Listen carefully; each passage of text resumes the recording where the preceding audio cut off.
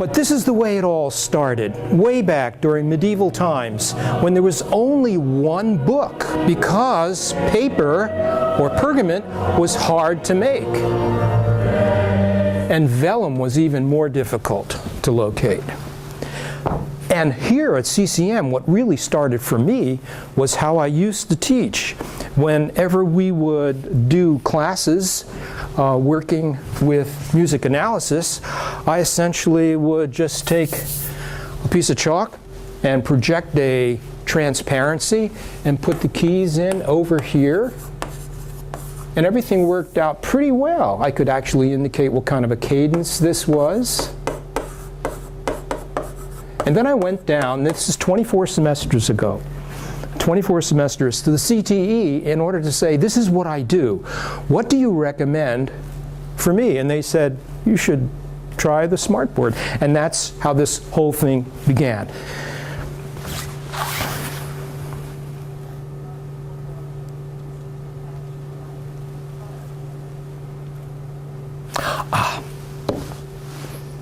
One of the things I was told a long, long time ago is always have a plan, a lesson plan, but be ready to throw it away. I'm not going to throw this away yet, because what happens next, I think, is of great value for all of us, to be able to see how this comes about.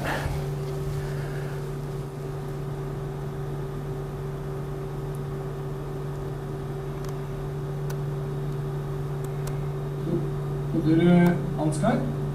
Ja, det er jeg, ja. Ja, så bra, ok. Ja, hei du. Hei du, ja. Ja, hva gjelder det? Ja, det er denne her. Ja, vil du sitte? Takk. Ja. Jaha. Ja, så den, jeg har ikke gjort noen ting hele formiddagen. Nei, jeg beklager.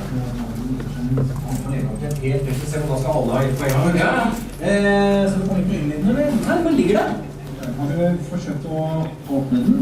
Ja, åpne den, altså hvis det hadde vært så enkelt, så hadde jeg jo ikke tilkalt helpdesk, hadde jeg vel? Nei. Vil du ha bare en pann? Nei, det skal være fort gjort. Ja, se. Du bare... The monks are used to scrolls, which would roll up. This is a hinged book, an innovation. Gjør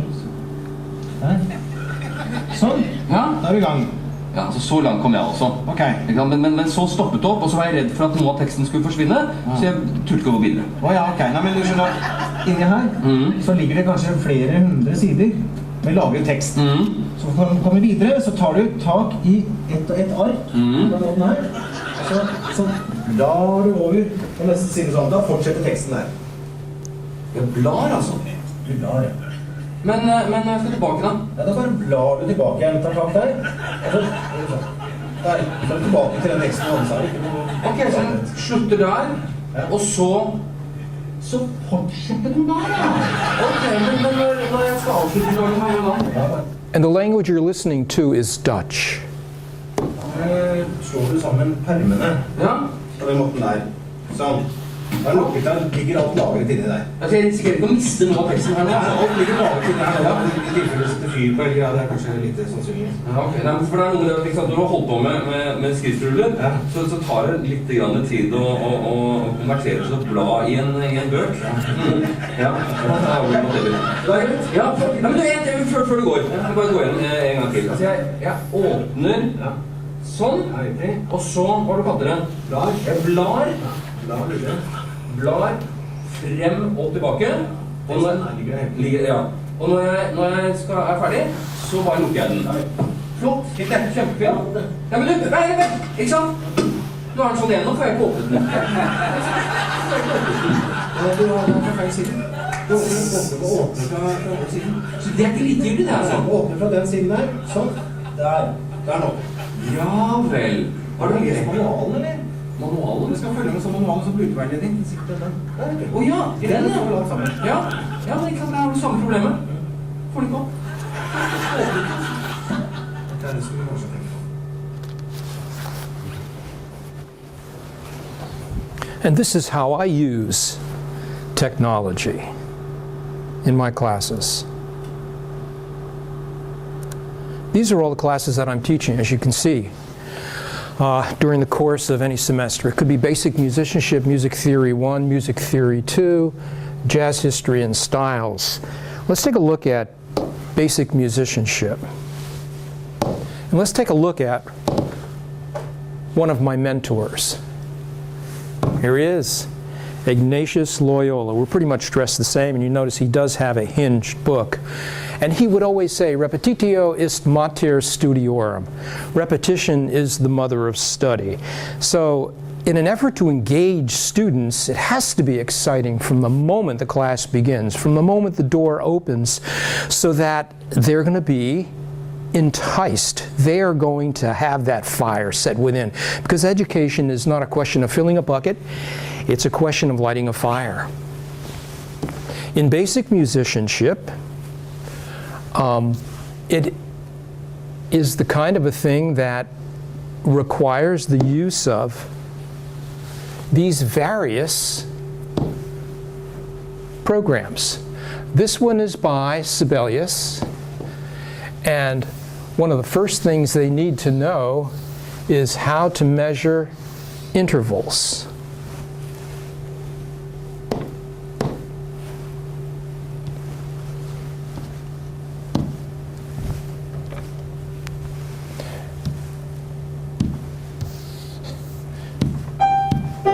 And the distance from this second line, G, to that top space, if you will, G, is a perfect octave.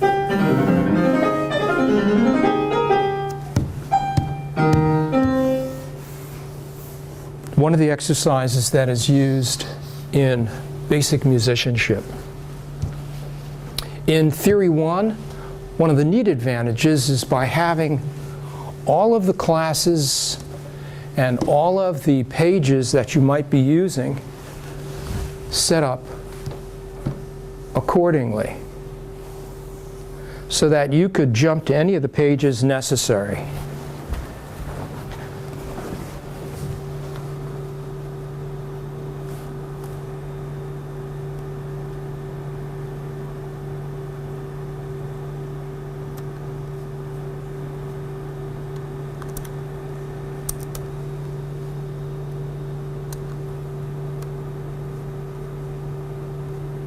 One of the things I try to use is analogy and metaphor to indicate how chemical formulas are pretty much like musical formulas, and the symbolisms that are used are in many ways interchangeable.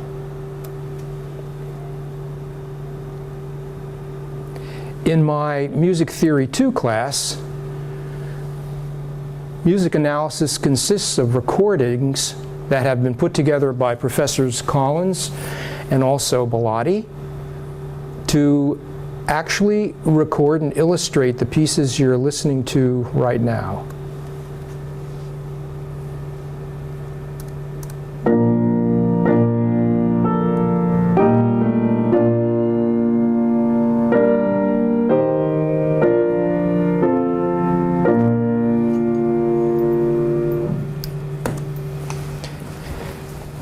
And to show you how students could respond in class,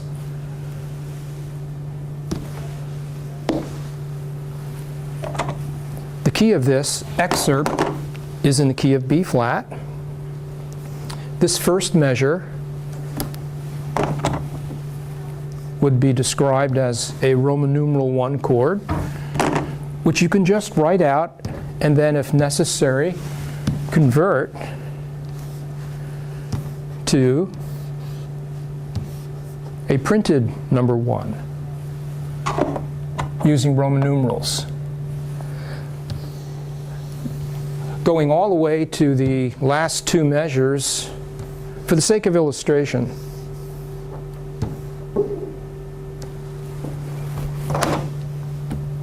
one could look at this vertical sonority and describe it as a 2/6, that is a lowercase, describing it as minor, to a 1/6/4, to a 5 in major, to a 1, which would indicate that it is a perfect authentic cadence. The possibilities are endless, as you can see. Again, all for the sake of illustration. Listen to it again.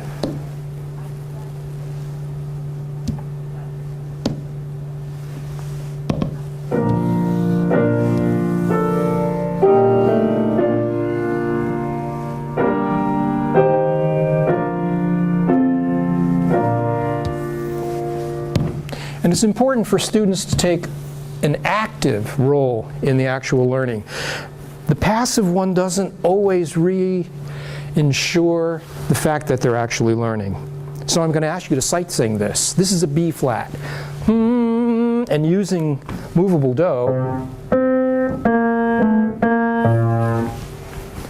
this would be do, do, ti, la, so, do, re,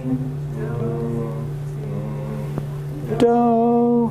And if I'm going to go backward, this is so, so, so, la, mi, mi, fa, mi, mi. And just double checking to be absolutely sure that it is a mi.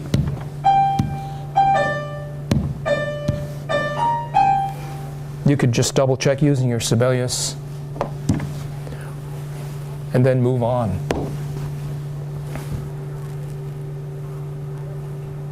What do you mean check it with Sibelius?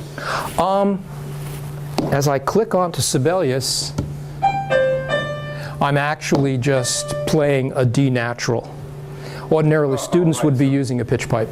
Yeah, or they'd be using pitch apps. Like a pitch pipe or a pitch reference. Exactly, Yeah. Exactly. And do you have students come up to the Smartboard and I don't. I have not been having them do that, only because it took me a while to become comfortable with it.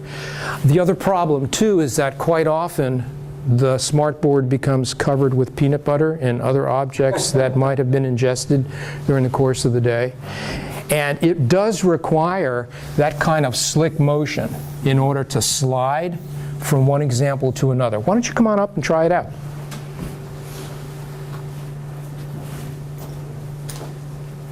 Now I'll reduce the size of this to about that, maybe 200. Yeah. So with all this, you just slide them around? Correct, yeah. These were actually put together, clicking and dragging all of the devices and all of the markings. So this is Sibelius that's happening. So because I know Sibelius, I know that you could grab and drag things around. Correct. But you have to know the program or the app as well. Correct. Which is the Smartboard.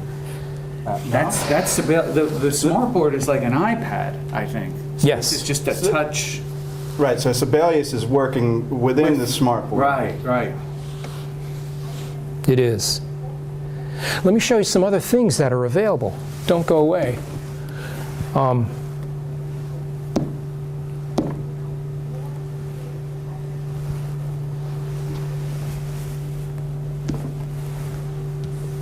got this, and the neat thing about this is that they can be set up according to cascading index cards. And this is an exercise that has been completed. You can see all the variety that is possible with this. Just make it a little bit bigger. My finger's kind of fat. And if I play this back over here,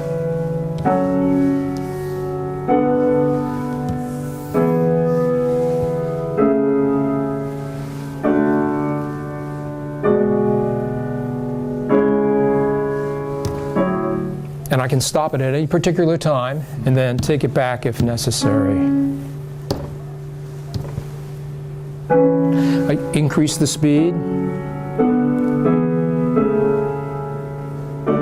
reduce the speed,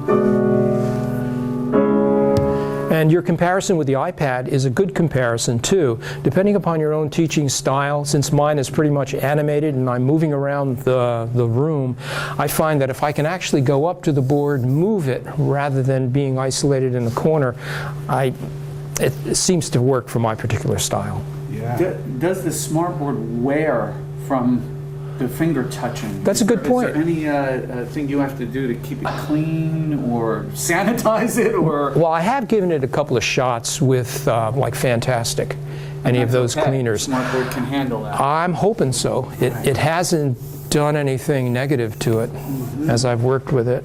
You've been working with it for a while. It comes down to, as I was saying before, 24 semesters. Wow. So I'm still continuing to develop the fluency necessary in order to move quickly about it. Preparing the assignments is essentially a question for me of putting all the possibilities off to the left and then moving them under the correct chord, rather than taking the time to change. For example, if I wanted to put an item over here, see how much time it's taking me to do this. I click Control, Alt, and L, and I can call it a J chord if I want to, and then move that around. But if I have them already set up and then just click them and drag them, I discovered that it's going to take a lot less time, and then I can involve the students once again. But that's where the iPad could come in handy, right? You could be mobile. The iPad can't be mobile because you have to be wired. And so just walking around with the wire becomes troublesome. If it were wireless, it'd be great. But Yeah. it's not yet. There are some wireless apps. I don't want to say they're glitchy, but there's a little time lapse. You know, so again, you're sort of just waiting on the machine. This seems to be a little bit more instantaneous. If you have your, like you're saying, your stuff in the queue. Yeah, here they are, Right. over here. Do the students do homework online? They do not. Okay. I want to see them actually handwrite assignments out. If they do them on their own personal iPads, that's fine too. But I also want them to develop the handwriting that's going to be so necessary, because, you know, if things just don't work out, they're always going to be using a pencil with an eraser, and many students still will come in without a pencil and without an eraser. And so I have to keep on making sure they do. Capture this screen and email it to students? It is possible. As a saving? It is. My biggest goal is to have them in the classroom, Oh, yeah. without the idea of being a control freak, but just the idea that they have to be here, they have to be here on time, and I need to know how much they know Yeah. before I can actually evaluate what they've learned. Let me show you some other examples here. Setting this up is a question of orienting the board, and if the board is not oriented properly, whatever I touch won't respond.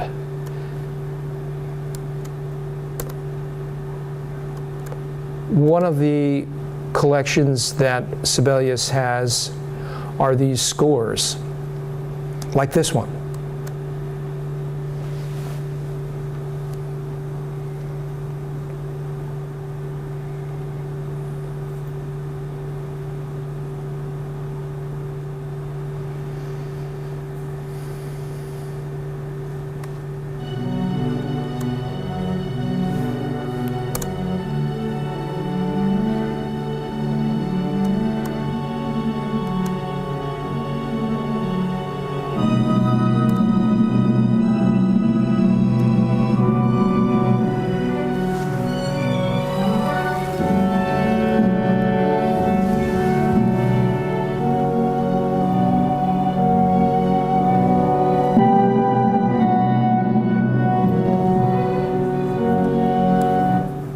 Being able to stop it at any particular spot is very helpful for even closer analysis. Whether I want to make it that large or that large, just looking at this particular vertical sonority, I have all of these pitches lined up here, as well as the instruments that are written out on the score.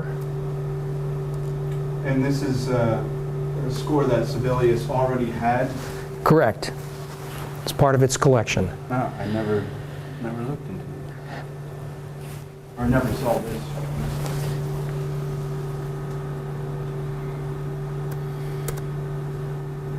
It's located under scores, backup scores, orchestral, other. And for example,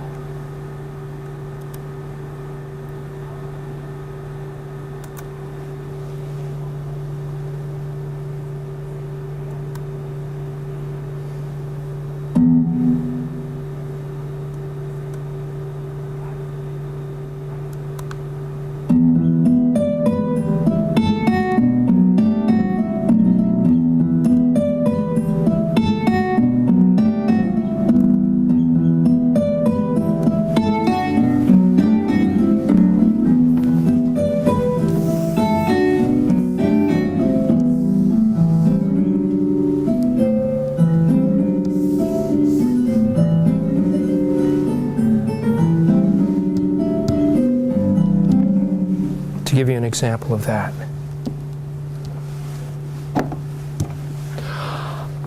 Jazz ensemble class is also another opportunity to use the Smartboard. In a piece like Tenderly, with it being exposed this way,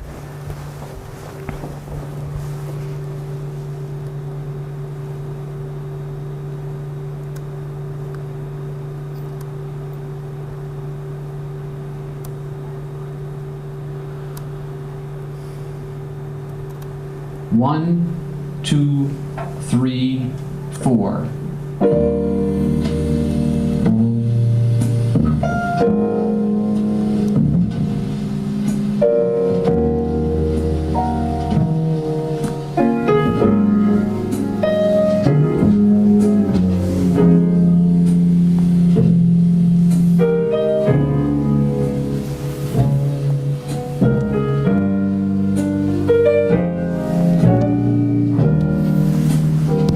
just to stop it right there.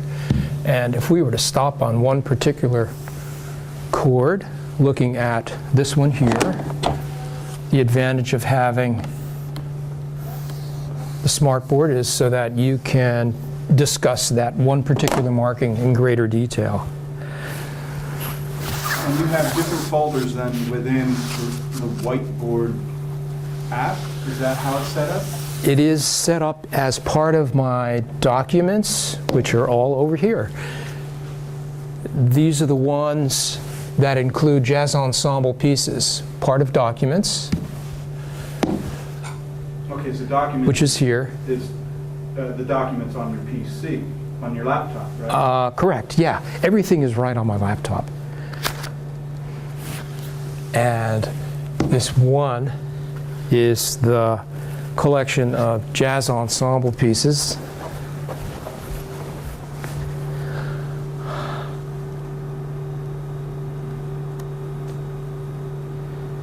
That appear here.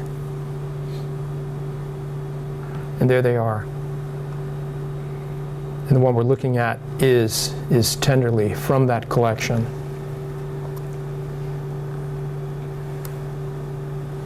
And then, Dr. Godot, for you to use it within the Smartboard, do you have to click on a Smartboard app and then it's being read, then the different folders are being read? It's not an app. It is something that is actually part of the software in the laptop. Which was installed, which you installed. Right, over the years that I've worked with this. So I will continually add examples. I'll scan them and then put them in my documents. And I usually do that in CT and E. And the collection is gradually growing. The neat thing too is to be able to put the syllabus of the course so that in the beginning of the class that syllabus can be shared with students. They get a hard copy, but we also have this copy here.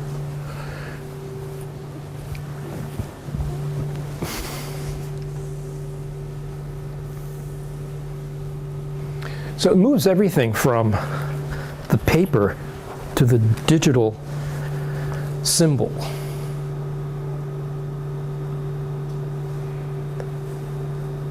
Let me show you some of the exciting opportunities to be able to use YouTubes.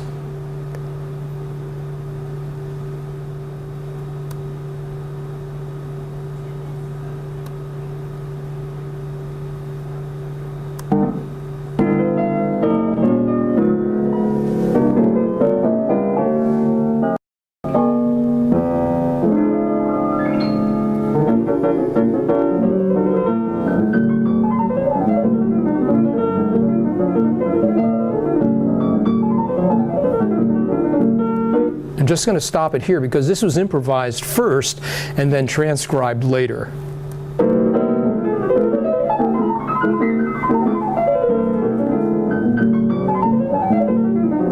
So before class, what I'll do is put all of these examples that I might use in class and have them ready to go. Even for example, a harmonic analysis of Wagner's Tristan und Isolde.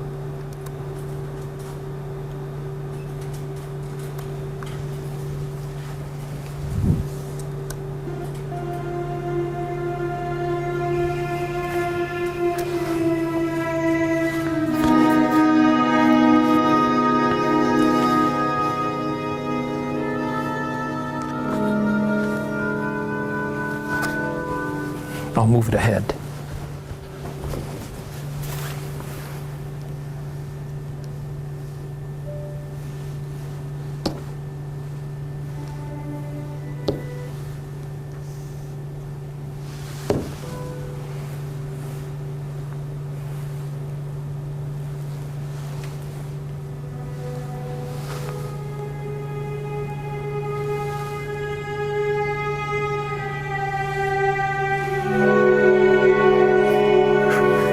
That great French sixth.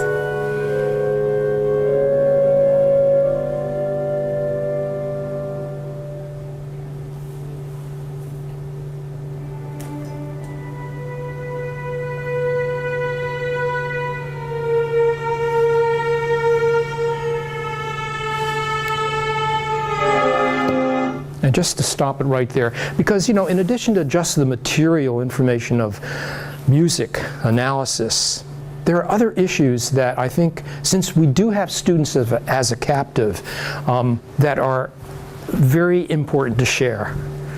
For example, the importance of hard work, the importance of making good use of your time.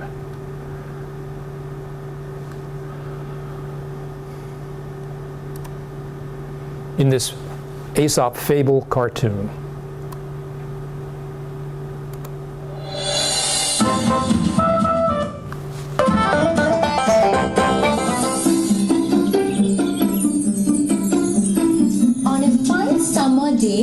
Dan took Happy Grasshopper on the field.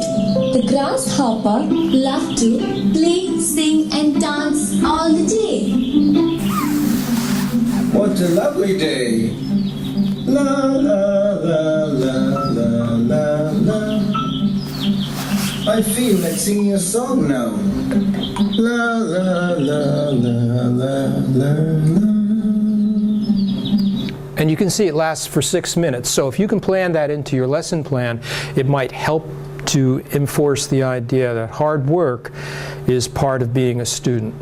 This text is so valuable from the standpoint of having analyzed examples of music so that students will be able to get details like the recording date. Let me illustrate. on Charlie Parker with strings.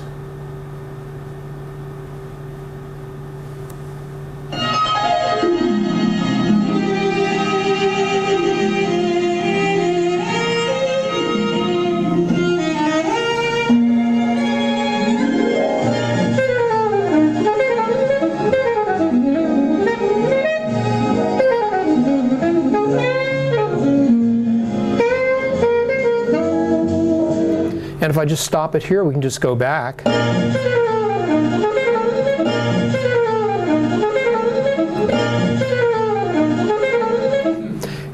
In an effort to get also historical information right across here. And this is put out by Pearson. This is the Gridley text. Yeah, that's brilliant. Totally amazing. Everything is right there. One of the things we were working with in the Jazz History and Styles course was the use of videos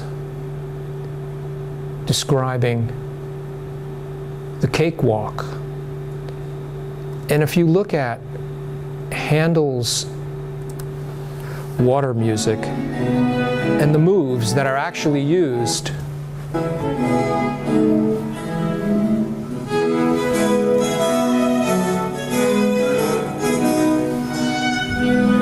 even overdubbing a new monologue, correct, cool. Look at the movement of the hands throughout.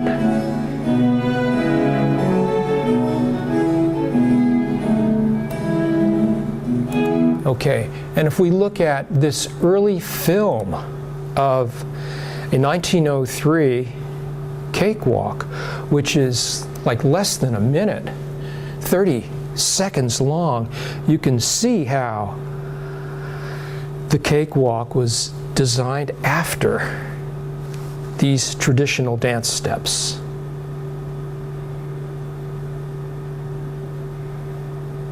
And of course, silent film.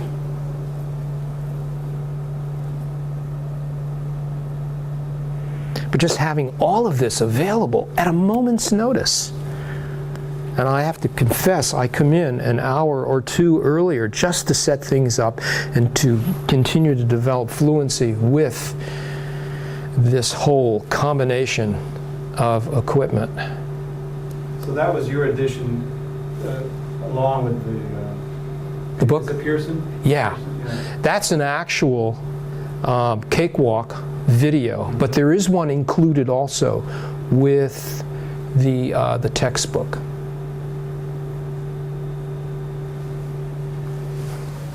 Okay, let's see.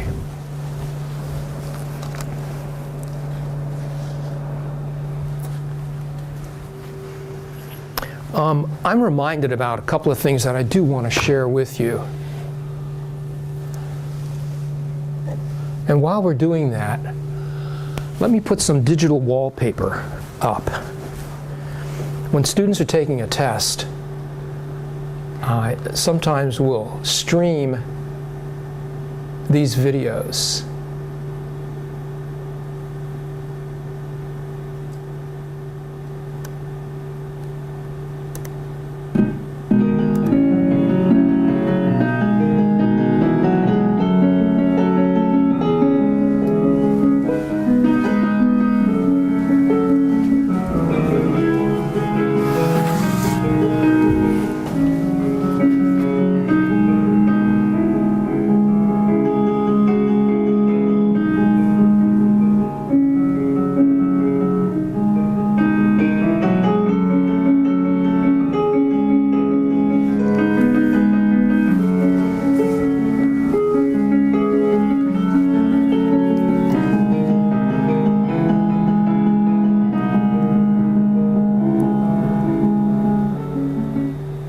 With the music sounding, or sometimes the videos going, as a reminder that there is a romance in learning, there's a romance in teaching.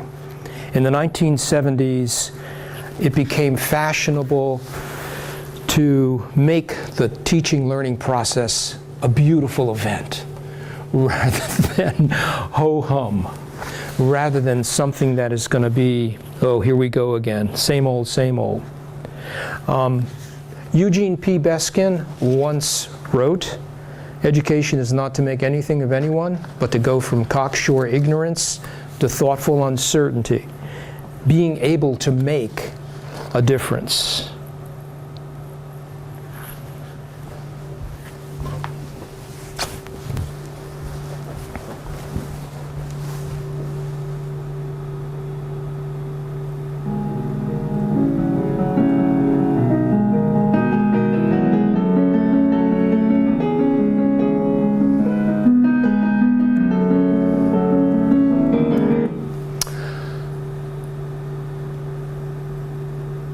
Any questions, any comments, any observations? I had this video as a follow-up to show the development of the cakewalk from 18th century and 17th century dance to the jitterbug on this one particular video. All right, kids, now let's swing.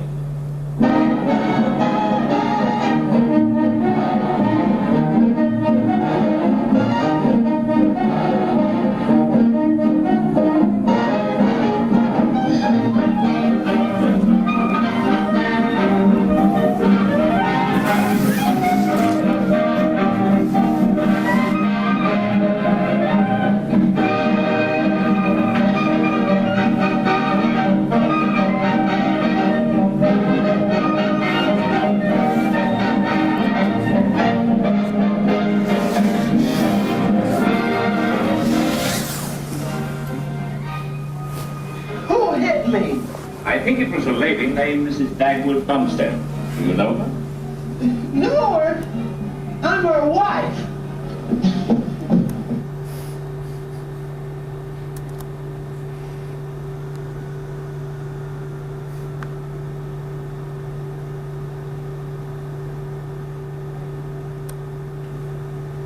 Rich, I have a question. Yes. Just a general understanding of your organization here with the Smartboard. You have all these tabs at the top. I do. So how did you create the tabs? These tabs here. Yeah. Okay. I pick an item. I put a star by it. Let's do it right now. That's probably the best way to... this is a new tab right here. And let's do a YouTube video, let's say, of Hubert Laws. And I'm going to use this one here. I click this star on it, and then click on Done. And now that appears here.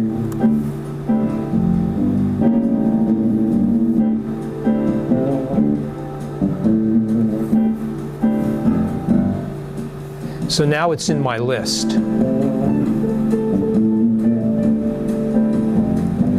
So that I have all of these available,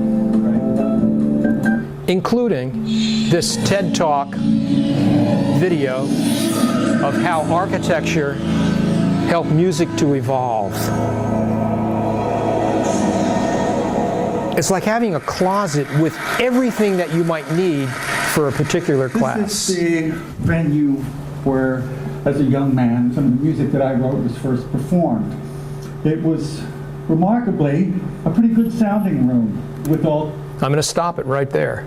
I played there. One of the things that I also found was terrifically valuable was to cross fields between language and music by using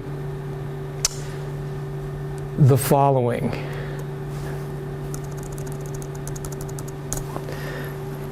Victor Borga, describing punctuation. And I'm going to save that over here to show you how that works. It's saved. And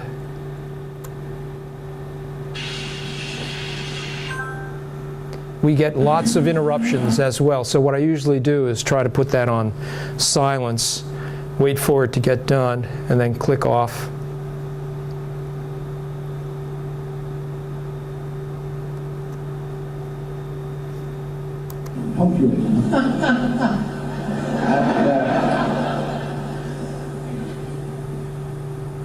It was in 1936 when I first found that people who speak together don't understand each other clearly.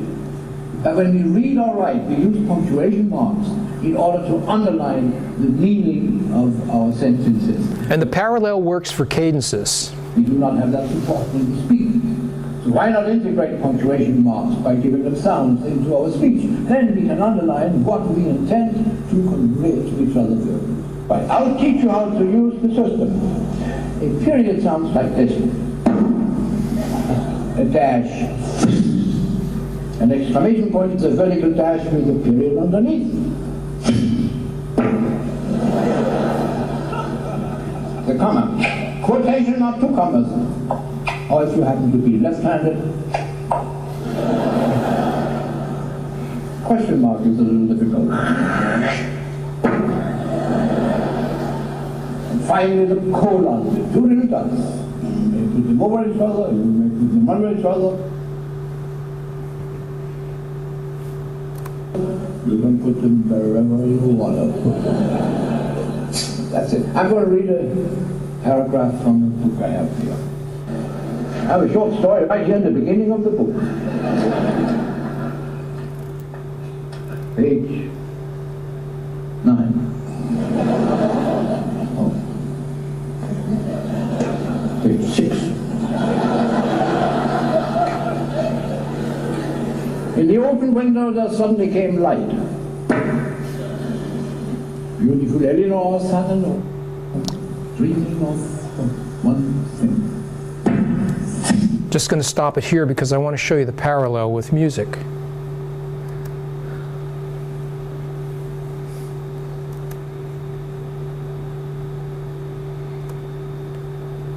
In Music Theory 1,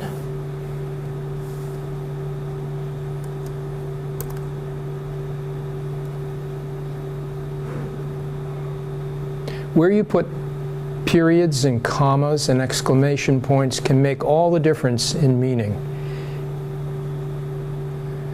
As I review all of my notes,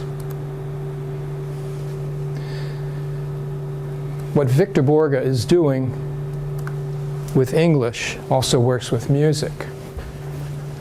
He eats, shoots, and leaves. By moving those commas around, and this is where it might work really well with an English class, certainly with a math class, or just removing them completely. He eats, shoots, and leaves. It could be describing not a murder scene, but a panda bear. The whole meaning is changed. By putting in the appropriate commas here, or periods, it can change the meaning of a statement. Woman without her man is nothing. Or by adding this.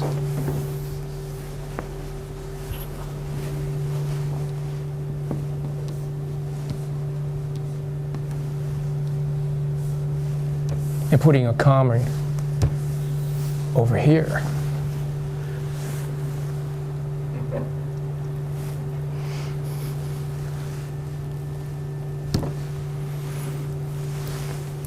Would you like an opportunity to have a free frame, since you should have an opportunity to write on the board using any of these to experiment?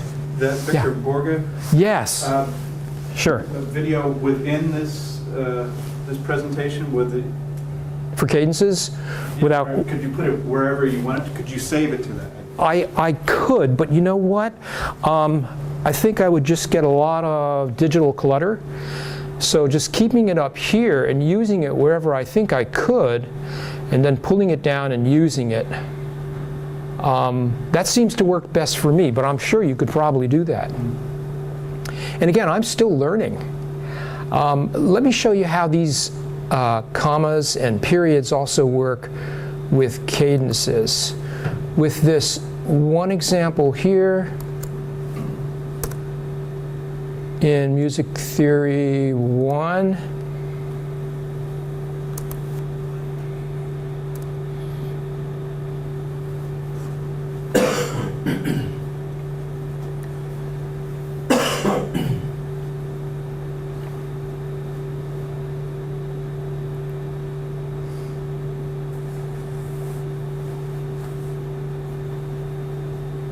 and it doesn't take me this long when I'm in class. The plan is much more specific, and I don't want to use up or misuse student class time.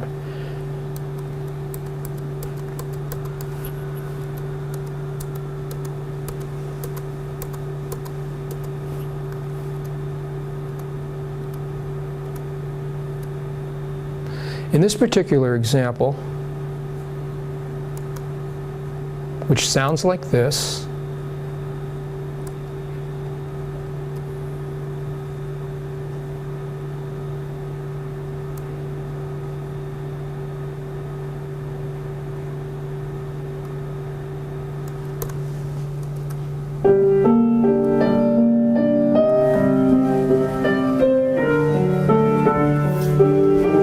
with a 6th chord over here.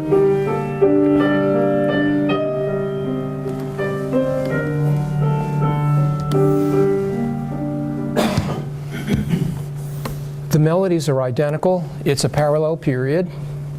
And from the first section to the next section, the 6th chord seems to imply continuation with a definite pause on the 5 to a 1. But this deceptive sound of a 6th chord, or calling it an evaded cadence, is a parallel to what happens in language. So let me give you a free frame so that you can fool around with that, if you like. So these are markers? They are, but you know what? The moment you lift one out, you can just use your finger. Okay, but yet they're coordinated, and this is okay, I won't. Sure, yeah. Very interesting. So this is part of the Smartboard, probably software technology, to be able to sense the marker coming off or activating the colors. Right. Wow. Exactly. And then clicking on it can give you these choices that you can recognize a letter E. And this is the Smartboard software, or is this? That is the software of Smartboard. True. Oh, interesting. That's very powerful. Very powerful. And it's limited only by your imagination. Yeah, yeah. That's powerful software. Wow.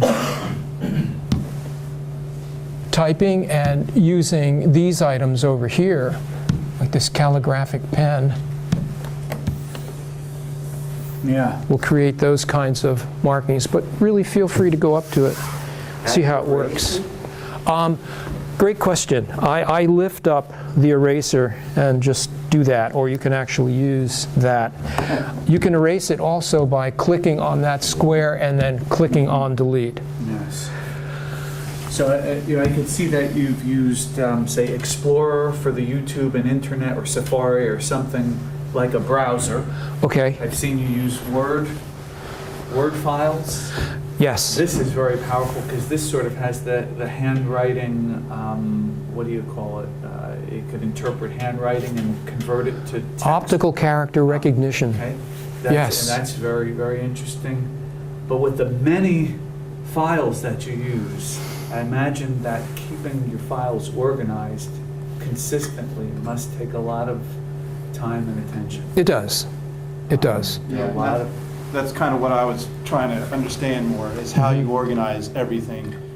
So it seems like you have your YouTube folder, and then you have your theory folders. I do, yeah. Here we go. These are all of the folders for the classes that I'm teaching. Yes. And this is PC, correct? And these are all of the YouTube items. I'm sorry? This is a PC rather than Mac technology. It's a Dell computer, Dell laptop. Yeah. Right. So with Dell, these right now are applications that are say available to you. Or open. Yeah, in addition to this one that I didn't show yet because I thought that Professor Mammon might be coming, and I thought this might be really fun for her. And that's also Mike Caputo. This was done in 1985. Where? Right here at CCM. Okay, love. And so it's a love song. They definitely love song. And this was recorded, I believe, by Joe Sauter.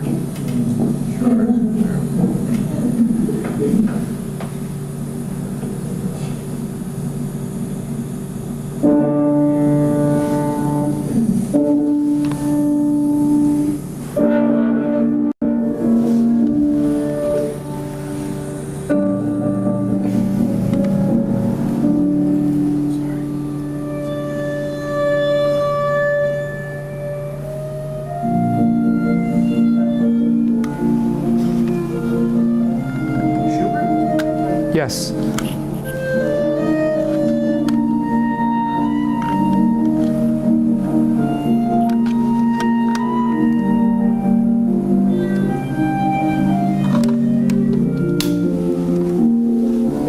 Makes a difference. Great stuff. Oh, I'm glad.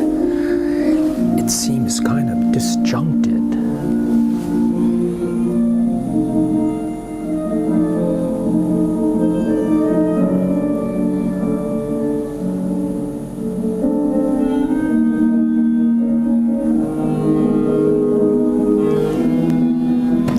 Move it ahead.